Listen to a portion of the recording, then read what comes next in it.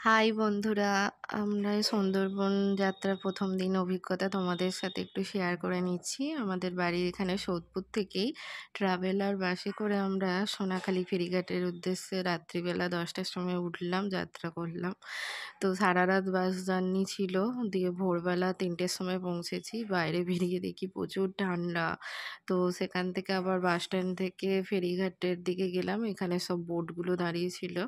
তো আমাদের যে এজেন্সির সাথে গেছিলাম তাদের অফিস না খোলার জন্য আমাদের অপেক্ষা করতে হচ্ছিল। তো এখান থেকেই সব বোটগুলো ছাড়ে। সবাই যারা বেড়াতে আসে সবাই এখান থেকেই বোটে চেপে সব গোসাবা যেখানে যাওয়ার সেগুলো যায়। তো অবশেষে আমাদের বোটটাও আসলো। বোটের উপর উঠলাম। আমরা উপরটাতেই বেশি ছিলাম, ভিতরে আর যাইনি। তো ব বেশ ভয়ই লাগছিল ১ম। তারপরে আবার নরমাল হয়ে গেছি। তো এখানে বসে কি করব? ২-১ টা ফটোই তুলছিলাম। তারপরে আমাদের ব্রেকফাস্ট দেয়া হলো, কচুরি, আলুর দম, মিষ্টি। তো এরপর বসে আছি, অপেক্ষা যাচ্ছি, বোটেতে যাচ্ছি। পাশের এই বোটটা বেশ ভালো লাগছিল দেখে এইটার একটা ভিডিও বানালাম। তো এরপর আর কি বসে কাজ নেই, আবার ফটো তুলছি। কখন ভিডিও হয়ে গেছে বুঝতেই পারছিলাম না। তো দিয়ে এরপরে আমাদের অপেক্ষা করছিলাম। সুন্দরবনের সবাই আমোদি মাছের কথা বলে। তো এই আমোদি মাছ ভাজা দিয়েছিল, এনাফ অনেকটাই দিয়েছিল। কিন্তু মাছটায় প্রচুর কাঁটা ছিল। তো এরপর আমাদের গোসাবাতে নামিয়ে সেখানে হচ্ছে রবীন্দ্রনাথের বাংলো সেখানে নিয়ে যাওয়া হয়েছিল। এখানে ৳৫ দিয়ে টিকিট কেটে ভিতরে প্রবেশ করতে হয়। রবীন্দ্রনাথের মূর্তি আছে, হ্যামিল্টন সাহেবের সাথে বসে কথা বলছেন সেই মূর্তিও আছে। ভিতরে বাংলোর ভিতরটাও গিয়েছিলাম কিন্তু সেখানে সব বন্ধ। কিছু বাইরে থেকেই যা দেখার দেখতে হয়। এখানেও দাঁড়িয়ে সবাই ওই ফটো তোলার জন্য এসেছে। এখানটাতেও হ্যামিল্টন সাহেবের সাথে বসে গুলো রয়েছে।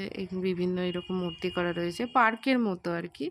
আমিও তাই হরিণের সাথে একটা ছবি তুলে নিলাম। এরপর আমাদের গোসাবা থেকেই বোট ছাড়লো। তো বোট ছাড়ার পরে আমাদের দুপুরে লাঞ্চ দেওয়া ছিল, সেটা আর কভার করা হয়নি। প্রায় ২ ঘন্টা মতো বোটেতে জার্নি করা হলো। দিয়ে আমাদের যেখানে থাকার ব্যবস্থা দয়াপুর আইল্যান্ডে সুন্দরবন পাখিরালয়ে ছিলাম। এরপর হোটেলে যেতেই চিকেন পকোড়া, কফি দিয়ে দিল। এবার বাইরেটা আমরা একটু দাঁড়িয়ে ভিডিও করব বলে বেরিয়েছিলাম। তো দেখানোর জন্য সবাইকে। তো এখানে ঝুমুর নাচেরও ব্যবস্থা ছিল। কিন্তু আমরা টায়ার্ড হয়ে গিয়ে ঢুকে পড়েছি আর তখনই হচ্ছিল, আমরা দেখা হয়নি। তো এইগুলো সব বিভিন্ন সব একেকটা কটেজ সব একই লাইনে সব রয়েছে। মাঝখানটায় একটা মিষ্টি জলের পুকুর কাটানো রয়েছে। এই জায়গাটায় ঝুমুর নাচ হচ্ছিল। এখানে সম্ভবত বনফায়ার হয়। তো এই মিষ্টি জলের পুকুর কারণ এখানে জলের প্রচুর ক্রাইসিস। এখানে জল অম একদমই পাওয়া যায় না।